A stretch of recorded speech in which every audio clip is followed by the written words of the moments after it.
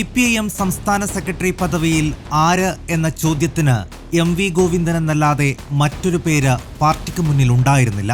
Secretary പദത്തിൽ 2.5 വർഷം പൂർത്തിയാക്കുമ്പോൾ ഇതുവരെയുള്ള പ്രവർത്തനത്തിൽ പാർട്ടിക്ക് പൊതുവിൽ അതൃപ്തിയുമില്ല. സമ്മേളനത്തിൽ സെക്രട്ടറിക്കെതിരെ ഉയർന്ന വിമർശനങ്ങൾ നേതൃത്വം കേട്ടതായി ഭാവിച്ചതുമില്ല.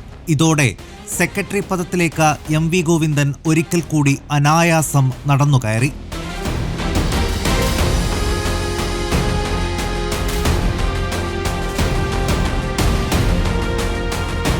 കോടിയേരി ബാലകൃഷ്ണന്റെ പകരക്കാരനായി 2022 ഓഗസ്റ്റ് 28-നാണ് CPIM സംസ്ഥാന സെക്രട്ടറിയായി MV ഗോവിന്ദൻ ആദ്യമെത്തുന്നത്. തദ്ദേശ എക്സൈസ് വകുപ്പ് മന്ത്രിസ്ഥാനം രാജിവെച്ചായിരുന്നു പാർട്ടിയുടെ അമരത്തേക്കുള്ള ചുവടുമാറ്റം. പിന്നാലെ പോളിറ്റ് ബ്യൂറോയിലും അംഗമായി.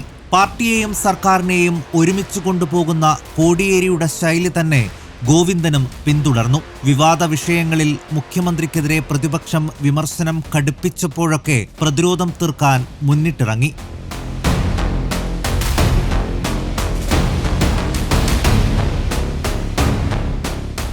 സമര പോരാട്ടങ്ങളുടെ ചൂടും ചൂരും നിറഞ്ഞ കണ്ണൂർ ജില്ലയിലെ മൊറാഴ എന്ന പാർട്ടി ഗ്രാമം. അവിടെയായിരുന്നു MV ഗോവിന്ദൻ എന്ന രാഷ്ട്രീയ നേതാവിന്റെ ഉദയം. ഇരിണാവ് അപ്പർ പ്രൈമറി സ്കൂളിൽ കായികാധ്യാപകനായിരുന്നു ഒരു കാലത്ത് ഗോവിന്ദൻ. കുട്ടികളുടെയും നാട്ടുകാരുടെയും പ്രിയപ്പെട്ട ഗോവിന്ദൻ മാഷ് പിന്നീട് ജോലി ഉപേക്ഷിച്ച മുഴുവൻ സമയ രാഷ്ട്രീയക്കാരനായി. KSYF-ലൂടെയായിരുന്നു തുടക്കം. DYFIയുടെ പ്രഥമ സംസ്ഥാന പ്രസിഡന്റ്, സെക്രട്ടറി, അഖിലേന്ത്യാ എക്സിക്യൂട്ടീവ് കമ്മിറ്റി അംഗം എന്നീ നിലകളിലും കാഴ്ചവെച്ചത് ശ്രദ്ധേയമായ പ്രകടനം. പിന്നീട് പാർട്ടിയുടെ നേതൃസ്ഥാനങ്ങളിലേക്കുള്ള വരവും വേഗത്തിലായിരുന്നു. പല കാലഘട്ടങ്ങളിൽ പല പദവികൾ വഹിച്ച ഗോവിന്ദൻ കേരള രാഷ്ട്രീയത്തിലെ പ്രധാന നേതാക്കളിൽ ഒരാളായി വളർന്നു. ഏറ്റവും ഒടുവിൽ കൊല്ലം സമ്മേളനത്തിലൂടെ പാർട്ടിയുടെ നായകസ്ഥാനത്തേക്ക് ഒരിക്കൽ കൂടി.